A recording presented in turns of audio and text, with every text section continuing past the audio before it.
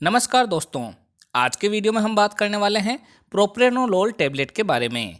आज हम जानेंगे कि ये टेबलेट कौन सी कैटेगरी की दवा है, इसके कौन कौन से पॉपुलर ब्रांड नेम मार्केट में आते हैं, इस टेबलेट का प्रयोग कहाँ कहाँ किया जाता है, इसके क्या क्या साइड इफ़ेक्ट है, इस टेबलेट को कितनी मात्रा में वे कब लेना चाहिए और इसे लेते समय क्या क्या सावधानियां रखनी चाहिए। तो ये सभी बातें जानने के लिए वीडियो को पूरा देखें, जिससे आपके सारे कंसेप्ट क्लियर हो सके। अगर आप चैनल पर पहली बार आए हैं तो चैनल को सब्सक्राइब कर बेल आइकन अवश्य दबाएं, जिससे नई नई जानकारी आपको हमेशा मिलती रहे। तो चलिए यहाँ से आज कुछ नया सीखते हैं।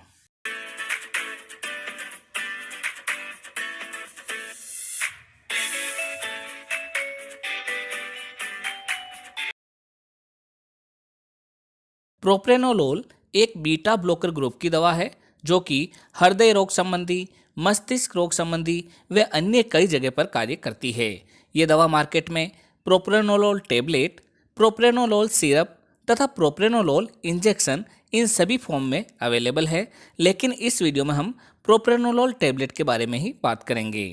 प्रोप्रेनोलोल टेबलेट मार्केट में 10 मिलीग्राम, 20 मिलीग्राम, 40 मिलीग्राम, 60 मिलीग्राम व 80 मिलीग्राम तक की अलग अलग स्ट्रेंथ में अवेलेबल है।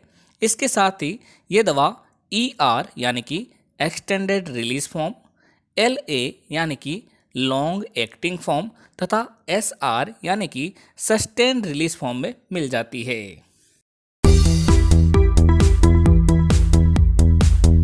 अगर हम प्रोप्रेनोलोल टेबलेट के पॉपुलर ब्रांड नेम की बात करें तो वो है एबोट फार्मास्यूटिकल की इंडिराल टेबलेट, सिप्ला फार्मास्यूटिकल की सिप्लार टेबलेट, सन फार्मास्यूटिकल की Betacap tablet, Intas pharmaceutical की प्रोवेनोल टेबलेट व एल्केम फार्मास्यूटिकल की माइग्रा बीटा टेबलेट। इसके अलावा भी ये दवा आपके एरिया वाइज व डॉक्टर वाइज अलग अलग ब्रांड नेम से मिलेगी। आप इसकी जेनेरिक फॉर्म यानी कि प्रोप्रेनोल टेबलेट के नाम से आने वाली दवा भी खरीद सकते हैं। जेनेरिक फॉर्म भी उतनी ही इफेक्टिव रहती है जितनी कि ब्रांडेड फॉर्म।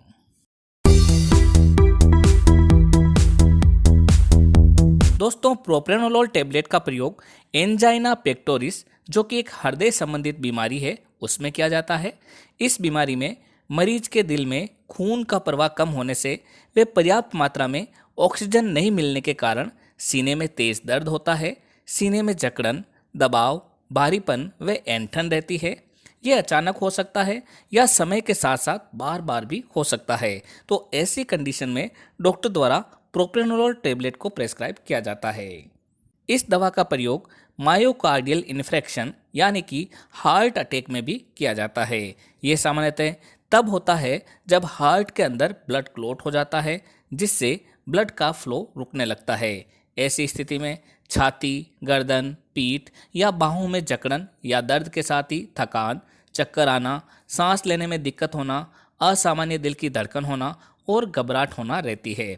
तब ऐसी कंडीशन में भी डॉक्टर द्वारा इस दवा को प्रेस्क्राइब किया जाता है। प्रोप्रेनोलोल टेबलेट का उपयोग हाइपरटेंशन यानी कि हाई ब्लड प्रेशर के मरीजों में भी किया जाता है।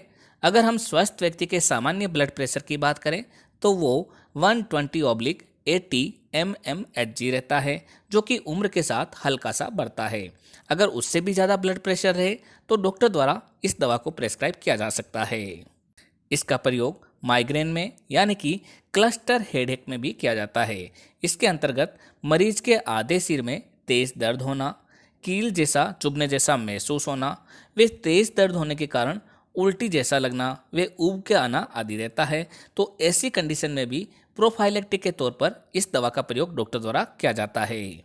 प्रोप्रेनोलोल टेबलेट को मस्तिष्क संबंधी बीमारियों जैसे कि एंजाइटी में एज सपोर्टिव मेडिसिन के तौर पर भी किया जाता है।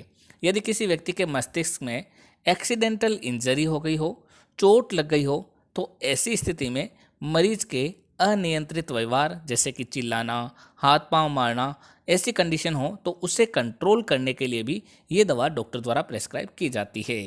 प्रोप्रेनोलोल टेबलेट का उपयोग फोबिया में भी किया जाता है।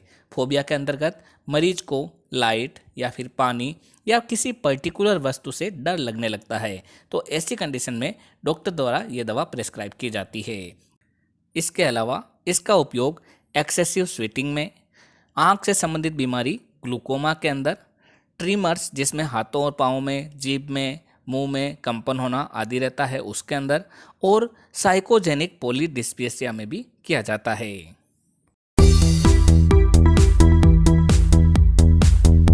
अगर हम प्रोप्रेनोलोल टेबलेट के डोज के बारे में बात करें तो इसकी डोज मरीज की बीमारी के अनुसार परिवर्तित होती रहती है। सामान्य तौर पर इसे दिन में एक बार दिया जाता है तथा मरीज की कंडीशन ज़्यादा खराब होने पर इसे दिन में 2 से 3 बार भी दिया जा सकता है। इसे हमेशा खाना खाने के बाद ही लेना चाहिए। अगर आप प्रोप्रेनोलोल की ER, SR या फिर LA फॉर्म ले रहे हैं तो इसे दिन में सामान्यतः एक बार ही लेने की सलाह दी जाती है। यदि आपको हाइपरथायरॉयडिज्म या फिर थायराइड डिसऑर्डर हो, लिवर से संबंधित कोई समस्या हो, सांस से संबंधित कोई प्रॉब्लम हो, beta blocker hyper sensitivity reaction हो, सोरियासिस की बीमारी हो या फिर आपकी सर्जरी होने वाली हो, आप प्रेग्नेंट महिला हो या फिर ब्रेस्ट फीडिंग मदर हो, तो ऐसी कंडीशन में अपने डॉक्टर को अवश्य बताना चाहिए जिससे वे दवा की डोज को कम कर सके या फिर इसकी जगह कोई अल्टरनेट दवा लिख सके जिससे आपको किसी भी प्रकार की परेशानी नहीं हो। इस दवा को हमेशा डॉक्टर के प्रेस्क्रिप्शन के बाद ही लेना चाहिए। अगर हम प्रोप्रेनोलोल टेबलेट के साइड इफेक्ट के बारे में बात करें तो इसकी वजह से कई बार मरीजों के अंदर नोजिया होना यानी कि मतली होना, एब्डोमिनल पेन होना यानी पेट में दर्द होना, कॉन्स्टिपेशन यानी कि कब्ज होना, विजन में चेंजेस होना, स्लीप डिस्टरबेंस होना, वोमिटिंग होना आदि हो सकते हैं। ये वाले या इसके अलावा और भी कोई साइड इफेक्ट लगे तो तुरंत इस दवा को बंद कर अपने डॉक्टर की सलाह लें। तो दोस्तों ये थी जानकारी प्रोप्रेनोलोल टेबलेट के बारे में। जब भी कोई दवा लें तो अपने डॉक्टर की सलाह से ही लें। इसी तरीके के वीडियो देखने के लिए हमारे चैनल को सब्सक्राइब कर बेल आइकन अवश्य दबाएं जिससे नई नई जानकारी आपको सही समय पर मिल सके। एक बार फिर मिलते हैं एक नई दवा की जानकारी लेकर एक नए वीडियो के साथ। तब तक के लिए धन्यवाद।